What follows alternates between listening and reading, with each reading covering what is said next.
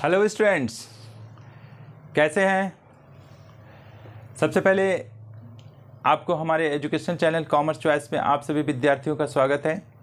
इस चैनल के माध्यम से आप सभी के बीच में कॉमर्स से संबंधित सारी जानकारियां पहुंचाई जा रही है। आप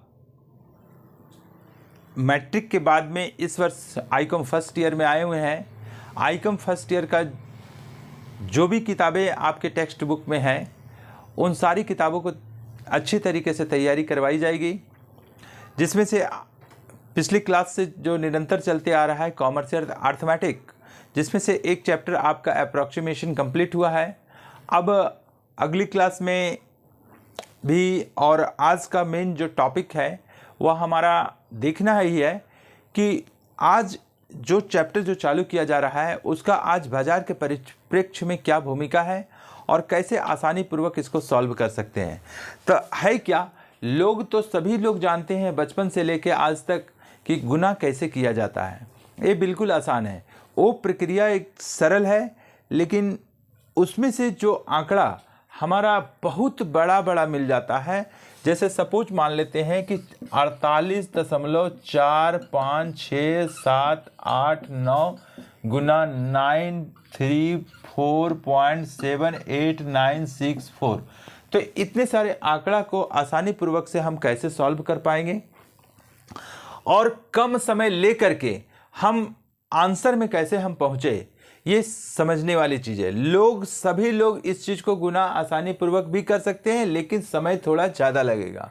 लेकिन जो आज जो क्लास का मेन जो चैप्टर है वह चैप्टर नंबर 2 है हमारा contracted method of the multiplication, कि गुना की संकुचित विधि, कि आखिर गुना हमको कर तो सकते ज़रूर है, लेकिन ये विधि में यही सिखाया गया है कि हम कैसे गुना करें ताकि हमारा आसानी पूर्वक सॉल्व हो जाए और सॉल्व करने में हमें किसी प्रकार का परेशानियों का सामना ना उठाना पड़े। तो इस चीज़ को, इस तरह का आंकड़ा को सॉल्व करने के लिए सबसे पहले हम लोग स्टैंडर्ड फॉर्म का अध्ययन करते हैं। एक दो क्वेश्चन में थोड़ा सा दिक्कत महसूस होगा, लेकिन अगली क्वेश्चन में जाते जाते आपको बिल्कुल आसान लगेगा। कि जैसे मान लेते हैं कि स्टैंडर्ड फॉर्म में आपको किताब में लिखा यही हुआ है कि भाग अथवा गुना तब मानक रूप या स्टैंडर्ड फॉर्म में कहा जाता है जबकि मल्टीप्लायर अथवा डिवीजर में दशमलव के पूर्व एक सार्थक अंक अथवा इकाई वाले स्थान पर अंक हो। इससे क्या हुआ, ये तो शब्द की भाषा में लिख दिया, लेकिन इसको हम कैसे समझेंगे, क्योंकि इस भाषा को समझने के बाद में बहुत सारे स्टूडेंट के बीच में कौतूहल रहता है, मानसिक रूप से सोच नहीं पाते हैं कि एक्चुअली प्रैक्टिकली में क्या किया जाए। जैसे इसको एक आंकड़े के माध्यम से मैं आपको समझाने का कोशिश कर रहा हूँ। 47.8926 इंटू 24.3892, अगर इस तरह का पोजीशन में अगर गुना करना रहेगा तो स्टैंडर्ड फॉर्म में हम कैसे लिखेंगे। लेकिन अगर इसी डाटा को अगर हम लिखें कि 8926 डिवाइडेड बाय 24.3892, देखिए आपको तुरंत समझ में आ जाएगा। एक जगह गुना है, दूसरे जगह भाग है। ये दोनों मामला में कैसे हम स्टैंडर्ड फॉर्म निकालेंगे, अगर इस चीज़ को आप अध्ययन कर लेते हैं तो आपका बड़ा से बड़ा आंकड़ा भी दिया हुआ रहेगा ना, तो आसानी से आप गुना भी कर लीजिएगा और आसानी से भाग भी दे लीजिएगा। ये सभी लोगों के लिए आवश्यक है। एक सबसे पहले देखिए कि ये हमारा मल्टीप्लायर है, ये मल्टीप्लिकेंड है, और हमें जो गुना करने के बाद जो परिणाम आता है वह हमारा प्रोडक्ट है, माने गुणक। ये हमारा गुण्य और ये हमारा गुणनफल है। और यहाँ पर भाजक हुआ हमारा ये, भाज्य ये हुआ और भागफल ये हुआ। मतलब क्या हुआ, divisor, dividend and last conclusion you will be quotient. तो अब हम गुणक में और भाजक में, यही सबसे बड़ी सावधानी है, गुणक में और भाजक में हम कौन सी क्रिया करें कि हमारा मानक रूप ले ले। तो आपको ध्यान रखना, रूल्स में आप अध्ययन कर लीजिए और मेरी बातों को ध्यान दीजिएगा कि गुणक में और भाजक में दशमलव को एक ऐसे स्थान पर ले जाना है ताकि वो दशमलव के पूर्व में केवल और केवल एक सार्थक अंक हो। मतलब क्या हुआ, मेरी बातों का अर्थ क्या हुआ कि ये दशमलव को एक ऐसे स्थान पर ले जाना है जिसके पूर्व में केवल एक अंक सार्थक हो, सिग्निफिकेंट वन फिगर ओनली। तो हम इस पोजीशन में क्या कर रहे हैं कि ये दशमलव को उठा करके हमको यहाँ पर लाएं। ऐसे हम आपके लिए एरो का निशान दे दिए ताकि आपको आसानी पूर्वक समझ में आ जाए। तो यहाँ पर क्या हुआ कि ये पॉइंट अगर 4 के पहले आया और 2 के पहले आया तो 2 के पहले बाद में आने का मतलब यही हुआ कि दशमलव के पहले एक अंक सार्थक रहना जरूरी है। तो यहाँ पर हमारा हो गया 2.43892। ओके, अब इसका प्रभाव, क्योंकि रिजल्ट में किसी प्रकार का अंतर तो आना नहीं चाहिए, लेकिन जब हम दशमलव उठा करके 1 डिजिट लेफ्ट किए हैं तो मल्टीप्लाई पोजीशन पर क्या होता है कि आपको 1 डिजिट राइट करना पड़ेगा। मतलब इसका राइट आंसर तभी आ सकता है कि जब हम 8.926 यहाँ लिखेंगे। क्यों? क्योंकि जितना अंक आपका दशमलव बाया जाता है उतना अंक आपको गुण्य में दशमलव उसी के अनुसार करना पड़ेगा। जितना अंक बाया गया उतना अंक दाया जाएगा। अगर हम 4 अंक बाया किए हैं तो 4 अंक यहाँ दाया करना पड़ेगा। यानी कि इन दोनों के बीच में जो दशमलव का परिवर्तन होने का जो मामला है, इसको एक ट्रिकी वे में समझ सकते हैं कि 36 आप लोग याद रखिए कि ये हिंदी भाषा पर लिखे हुए हैं। इसमें से 36 इसलिए बता दे रहे हैं आपको कि आप किसी प्रकार का उलझन में ना आएंगे। 3 का फेस इधर है तो 6 का फेस इधर है, तो इसका मतलब क्या कि ऑपोजिट डायरेक्शन में ये चलेगा डिसिमल। और किसी पर आप स्मरण रखिए एक जॉक मोड में कि इन दोनों के बीच में जो है ना आपस में उल्टा डायरेक्शन में इन लोग चलता है। इसका मुंह अगर इस साइड रहेगा तो इसका मुंह इस साइड रहेगा। मतलब क्या होता है कि ऑपोजिट डायरेक्शन में चलेगा। तो 1 डिसिमल ये लेफ्ट किया है तो 1 डिसिमल ये राइट करेगा। तो यहाँ पर बात आ रहा है क्या, ये गुणा का पोजीशन में देखें, गुना के पोजीशन में।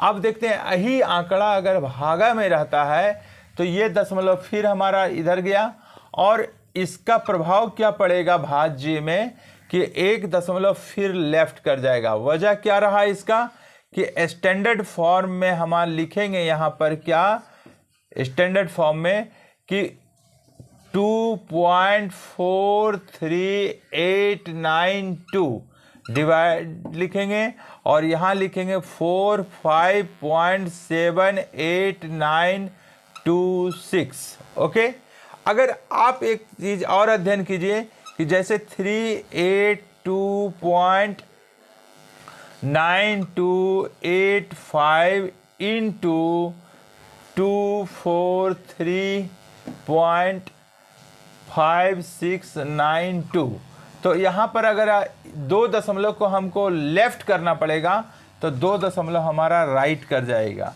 तो इससे क्लियर क्या हुआ कि 38292.85 इंटू 2.4355692। ओके, तो ये आंकड़ा आपको दिखाया गया है केवल आपको स्टैंडर्ड फॉर्मेट में लिखने का। गुना का संकुचित विधि में आ रहे हैं हम, जो आपका किताब पर चैप्टर नंबर 2 में आपका एक्सरसाइज आपका दिया हुआ है, ये मानक रूप का, ये आपका तुरंत समाप्त हो जाएगा। एक सवाल आपको मैं बता दे रहा हूँ, ये प्रश्नावली 2.1 है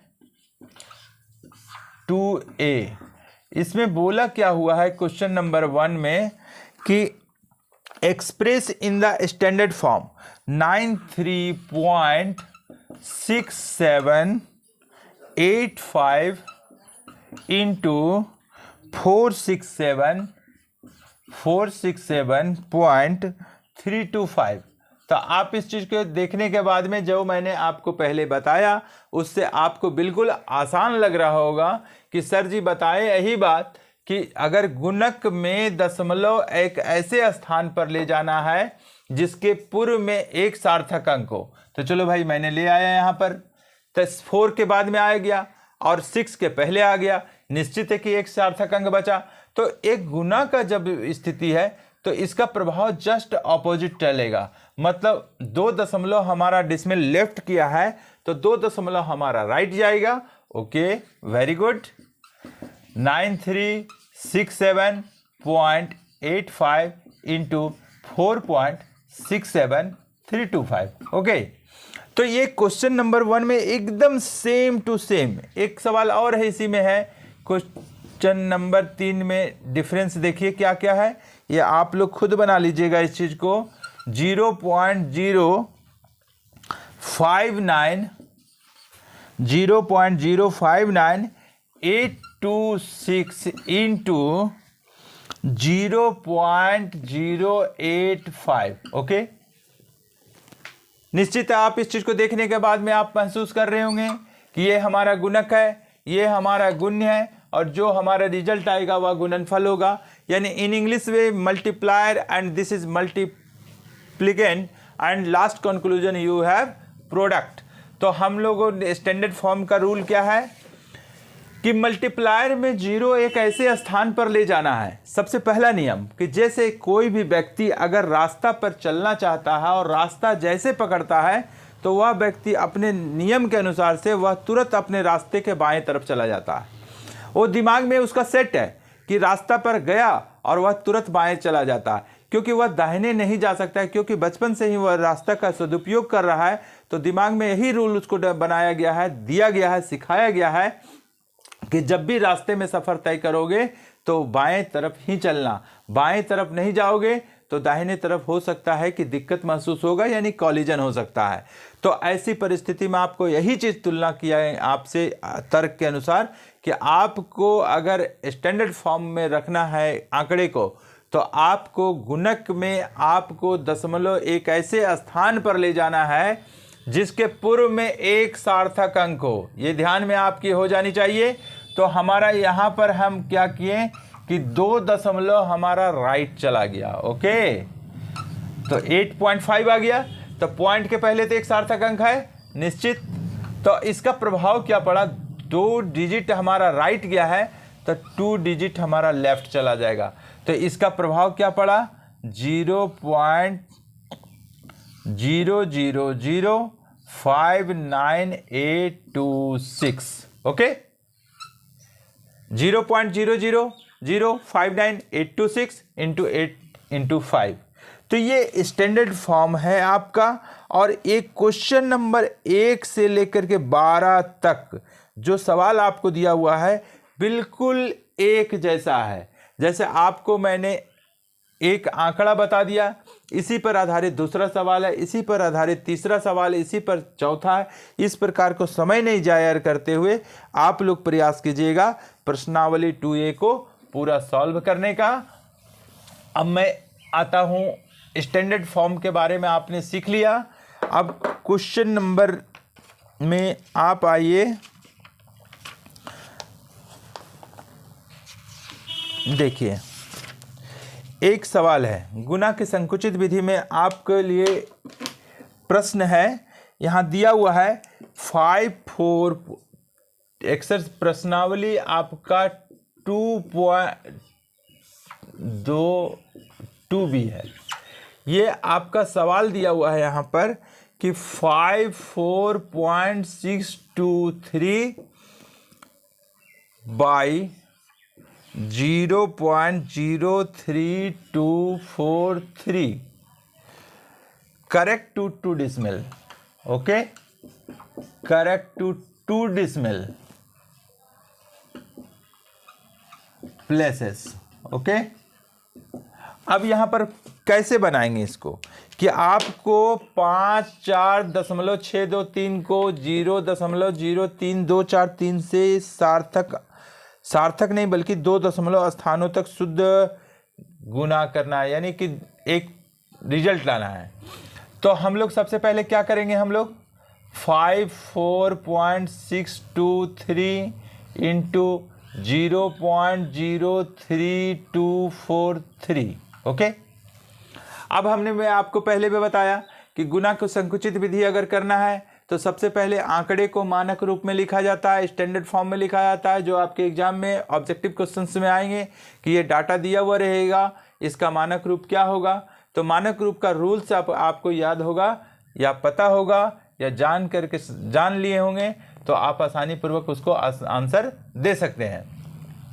तो हम लोग यहाँ पर ये गुणक हुआ, ये गुण्य हुआ, तो मानक रूप करने का एक ही रूल है कि गुणक में एक दशमलव को एक ऐसे स्थान पर ले जाना है जहां पर आपको माने उस आंकड़ा के पहले, माने उस दशमलव के पहले केवल और केवल एक सार्थक अंक हो। यानी कि यहाँ दशमलव अगर आ जाता है तो इसके पूर्व में 3 है, तो ये गुना होने के कारण से गुण्य में क्या प्रभाव पड़ा कि ये 0.3 यानी 2 अंक लेफ्ट नहीं राइट गया है, तो इसका मतलब हुआ कि 2 अंक ये भी लेफ्ट जाएगा। तो ये लेफ्ट जाएगा, इसका मतलब क्या हुआ, स्टैंडर्ड फॉर्म में हम लिखेंगे क्या, 0.54623 इंटू 3.243। ओके, अब इसको हम लोग क्या करेंगे कि इसको बढ़िया से गुना करने के लिए 0.54623 और यहाँ पर हम लोग लिखेंगे इस तरीके से। आप यहाँ पर ध्यान रखिएगा कि दशमलव को ऊपर नीचे रखना है, अंक किधर जा रहा है इसका ध्यान आपको नहीं देना है, यहाँ दशमलव ऊपर नीचे होना चाहिए। तो 3.243। अब सवाल पर क्या बोला हुआ है आपको कि 2 दशमलव स्थान तक आपको ज्ञात करना है। तो 2 दशमलव स्थान का मतलब क्या हुआ, 1 1 2 और 1 अंक हम और एक्स्ट्रा रख लेते हैं। मतलब क्यों रखें, क्योंकि आपने पिछले चैप्टर में पढ़ा अप्रोक्सीमेशन, तो इस अप्रोक्सीमेशन का रूल्स यहाँ लागू होगा। कैसे से देखिए, अब बाउंड्री लाइन देने का मतलब क्या हुआ कि आपको मैंने पहले भी बताया कि ये बाउंड्री लाइन पड़ा, इसका मतलब दाहिने साइड जितना डिजिट है वह हमारा छूट गया। तो जो छूटे जाने वाले अंक का पहला अंक हमारा है वह हमारा 2 है। तो 2 जो है 2, इसके लिए क्या करेंगे कि अगर हम गुना करना चालू किए तो हम लोग पहले जो गुना करते थे, जैसे 46.52 को गुना करना है तो हम लोग 2 छक 12 यहाँ से राइट से चालू करते थे। लेकिन आप दिमाग में बैठा लीजिए, ये जो विधि पढ़ रहे हैं हमको लेफ्ट से चलना है। लेफ्ट से चलने का मतलब क्या हुआ, 3 को गुना करेंगे 2 से तो मेरा डिजिट आया 6। तो 6 का हासिल मान कितना होगा ये आपको मैं बताता हूँ। कैसे देखिए, 0 1 2 3 4 5 6 7 8 9, तो यहाँ से यहाँ तक आप याद रखिए, यहाँ +1 करेंगे, यहाँ +0 करेंगे। क्या चीज में +1, क्या चीज में +0, इसका क्लियरेंस सही हो रहा है कि 0 से लेके 4 तक अगर डिजिट मिलेगा हमें और उसका हासिल मान अगर दिखाना है तो वहाँ पर हमको +0 करके दिखाना पड़ेगा। अगर 5 या 5 से 9 है तो अप्रोक्सीमेशन +1 करना पड़ेगा। यही चीज़ आपको पहले भी बताया है। तो यहाँ पर आ रहा है क्या कि 3 दूना 6, तो 6 जो हमारा जो है वह हमारा 5 या 5 से ज़्यादा है, इसलिए हमारा हासिल मान के रूप में हुआ 1। तो अब यहाँ पर 1 याद रखिए आप। अब 3 छक 18 और 1 19, 1 बचा, 3 चौके 12 और 1 13, 1 बचा, 3 पचे 15 और 1 16 यहाँ पर आ गया। अब इस डिजिट को काट देते हैं और इस डिजिट को काट देते हैं। काटने का मतलब ही हुआ इसमें कि ये अंक और ये अंक को गुना कर दिया गया है। अब जो कटा हुआ अंक है उसका भी एक छुपा हुआ मान होता है, उस मान में हासिल मान कितना छुपा हुआ है वो देखते हैं। तो 2 छक 12, 2 छक 12, तो ये 12 का मतलब क्या हुआ, 1 तो रहेगा ही क्योंकि ये इकाई स्थान में है, ये दहाई स्थान में।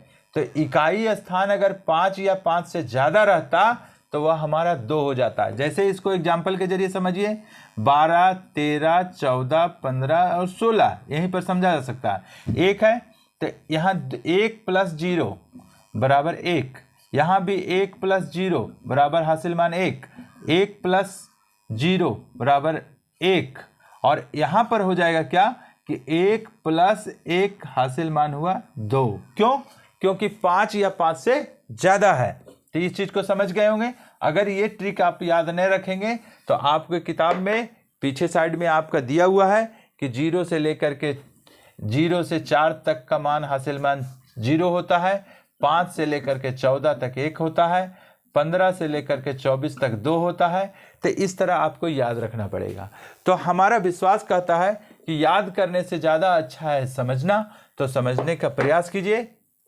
तो जो कट गया मान 6, उसका हासिल मान देखिए, 2 छक 12, वैल्यू आपका कितना हुआ 1, 2 चौके 8 और 1 9, 2 पचे 10। तो इसका काट दिए और इसको काट दिए। ओके, अब जो कट गया मान 4, तो 4 में भी तो छुपा हुआ हासिल मान है, तो 4 से गुना करते हैं तो 4 चौके 16, तो 1 तो ऑटोमेटिकली है ही और 5 से ज़्यादा है, इसलिए क्या हो जाएगा हासिल मान 1 + 1 मतलब 2। तो 2 हासिल मान हुआ, 4 पचे 20 और 2 22। अब जो कट गया इसका हासिल मान देखना, 3 पचे 15 और का हासिल मान होगा 2। तो अब देखिए इसको ऐड करते हैं हम लोग, 9 9 18 और 2 20 और 2 22, 2 3 5 और 2 7, 6 और 1 7 और 1.772। तो इसका आंसर कितना होगा भाई? तो पूछा क्या है 2 डेसिमल प्लेसेस, तो 1.77। यही हासिल मान के आधार पर मैंने कॉन्ट्रैक्टेड और मेथड ऑफ मल्टीप्लिकेशन के आधार पर हमने ये गुना किया, तो हमको एग्जैक्ट फिगर आया 1.772। तो इसको हम अप्रॉक्सीमेट किए तो 1.77 हुआ। अगर सपोज 5 यहाँ रहता तो हम 1.78 का लाता। ओके, तो ये डाटा हमारा बहुत बड़ा रहेगा, बहुत बड़ा। तो ये बहुत बड़ा को हम छोटा कैसे कर सकते हैं, ये हमारा संकुचित विधि के माध्यम से स्पष्ट दिखाया जा सकता है। एक सवाल और मैं बता दे रहा हूं आपको, और ये क्वेश्चन जो मैंने आपको बताया वह बहुत ही इंपॉर्टेंट क्वेश्चन है। इस तरह का सवाल आपके एग्जामिनेशन में बहुत बार आया हुआ है। मतलब कह सकते हैं कि this type of the question is very very important for your examination. If you achieve the knowledge of this type of the question, you get good marks in your examination. So you be careful in your study. Question number 2 में आप देखिए बोला हुआ है क्या कि 0.56789 by 0.4687 correct to 3 decimal places. Okay, ये आपका सवाल है, बहुत ही interested questions. 0.56789 by 0.4687 correct to the 3 decimal places. वहाँ 2 दशमलव पर बोला गया था, यहाँ 3 दशमलव पर बोला गया। ये डाटा इतना दिया हुआ है, अगर डाटा और बड़ा रहेगा तो हमें टेंशन लेने की ज़रूरत नहीं है। लेकिन जो सामान्य विधि से हम लोग जो गुना कर रहे थे उसमें होता था क्या कि बहुत सारी परेशानियों का सामना करना पड़ता था और हमें वक्त जो लगता था बहुत ज़्यादा लगता था। इसलिए सामान्य लोगों के लिए भी ये चीज़ सीखना बहुत ही ज़रूरी होता है। क्यों? क्योंकि आज के परिप्रेक्ष्य में जो डाटा मिलता है हमें बहुत बड़ा बड़ा मिलता है, उसको आसानी से हम कैसे सॉल्व कर सकते हैं ये विधि को जानना ज़रूरी हो जाता है। तो अब देखिए हम लोग इस चीज़ को सॉल्व करते हैं। हम लोग देखिए 0.56789, बढ़िया से आप लोग ध्यान दीजिए 0.4687। तो इसको गुना करेंगे कैसे? लोग तुरंत तो चालू कर देते हैं इसी प्रकार से, जैसे आपको मैं बोर्ड पर लिख दे रहा हूँ 6789 0.4687। वो करेंगे क्या कि 7 9 63, 7 8 56, 7 7 49, 7 6 42, मैंने इस प्रक्रिया से उन लोग चलने लगे। तो हमारे अंदाज से यहाँ तक डाटा चला जाएगा गुना करते करते, लास्ट में जोड़ेंगे पता चलेगा 5 से 10 मिनट से ऊपर हो गया। बहुत सारी गलतियां भी हो सकती है, लेकिन जो विधि आपको बताया जा रहा है इसमें गलतियां होने की संभावना भी कम है और आपको आसानी पूर्वक बनने की भी ज़्यादा संभावना है। मतलब कैसे कि सबसे पहले हम मानक रूप में, तो मानक रूप क्या होता है भाई? मानक रूप ही होता है कि जो दशमलव जहां पर भी उस आंकड़े में हो उस दशमलव को एक ऐसे स्थान पर लाना है जिसके पूर्व में केवल एक और एक सार्थक अंक हो। ये दिमाग में आपका सेट होना चाहिए।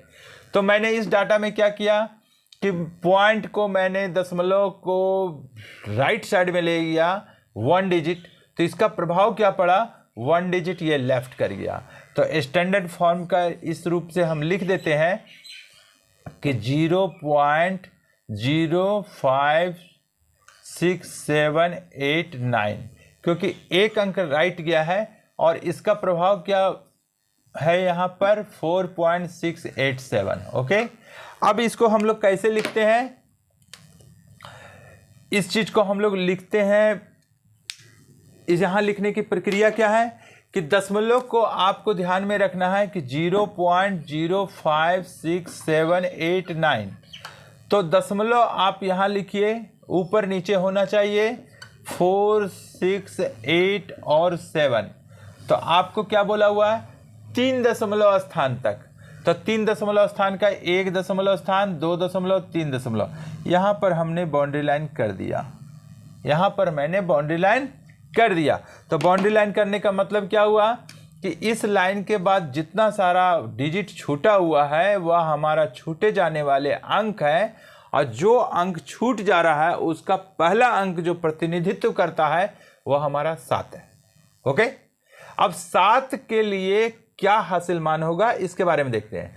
आप लोग तो पहले सामान्य गुना के पद्धति जो होता था राइट साइड से लिखते थे, राइट साइड से दिखाते थे, आज मैंने आपको सिखा रहा हूं लेफ्ट साइड से करने के लिए। तो 4 सते 28, हासिल मान कितना हुआ, 2 + 1 = 3, 8 के बदले में 1, तो 3 बच गया, 4 सते 28 मतलब हासिल मान 3, 4 × 6 = 24 और 3 × 27, 2, 4 × 5 = 20 और 2 × 22, 0, यहाँ तो 0 आ जाएगा, 4 × 6 = 24, 3 × 27, 2, 4 × 5 = 20, 2 × 22, 0, 0, 0, क्लियर, ये कट गया, ये कट गया। 6 × 6 = 36, वैल्यू कितना हुआ, 6 × 6 = 36, वैल्यू 3 तो रहेगा ही, 6 के बदले में +1, और 3 + 1 = 4, तो 6 × 6 = 36, हासिल मान 4 हो गया, 6 × 5 = 30 और 4 = 34, 3, यहाँ बच गया 0, 0, इधर तो किसी तरह का कोई दिक्कत नहीं, 8 × 5 = 40, 4, 4 हो गया, 0, 0, 0, ये कट गया आपका और ये कट गया। अब इसके बाद भी डाटा तो 0, 0 ही आएगा, अगर ना भी लिखिएगा तो कोई दिक्कत वाली बात नहीं है। ये काटने का मतलब क्या होता है, ये काटने का मतलब क्या होता है, देखिए 7 × 4 = 11, 4 × 15, काटने का मतलब वो हो गया कि इस अंक और इस अंक से गुना कर दिया, 7 × 4 = 11, 4 × 15, 1, 2, 3 और 3 6,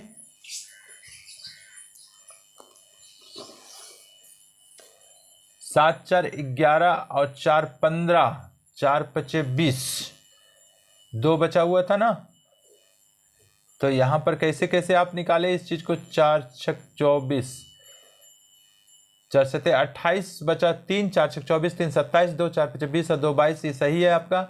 6 × 5 = 30, वैल्यू 3, 6 × 6 = 36, वैल्यू 4, 6 × 5 = 30 और 4 = 34, ये सही है। उसको 8 × 5 = 40, वैल्यू 4, ये सही है। 7 × 4 = 11, 4 × 15, 1, 2, 3, 3 6, यहाँ बचा 2, यहाँ बचा 2 और 0, तो यहाँ पर 0.265। तो ये मामला है क्या कि अगर हम यहाँ पर एक क्वेश्चन जो बना हुआ है आपको 3 डेसिमल्स में, तो ये आपका यहाँ पर सवाल अगर आ जाता है 2 डेसिमल प्लेसेस में, तो ये आपका राइट आंसर हो जाएगा 0.27।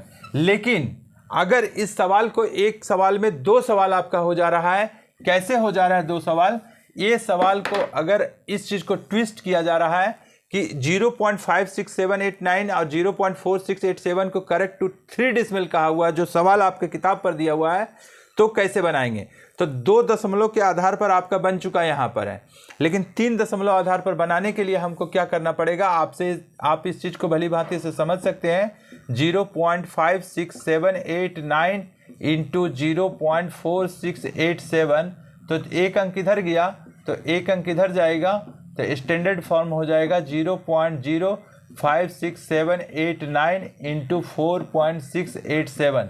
देखिए स्पीड वे में कैसे बनाया जा सकता है, सो दिखा दे रहे हैं। ये आपका 2 डेसिमल प्लेसेस पर निकला हुआ था, आपका 3 डिसिमल प्लेसेस पर निकल रहा है ये वाला।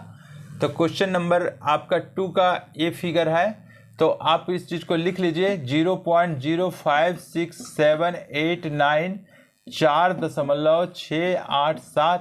तो आपको यहाँ दिखाना पड़ेगा 3 डिसिमल तक प्लेस के बारे में बोल रहा हुआ है, 1 2 3 और एक एक्स्ट्रा। तो 4 8 32 वैल्यू 3 4 7 28 और 3 31 3 4 6 24 3 27 2 4 5 20 और 2 22 0 पॉइंट ये कट गया, ये कट गया।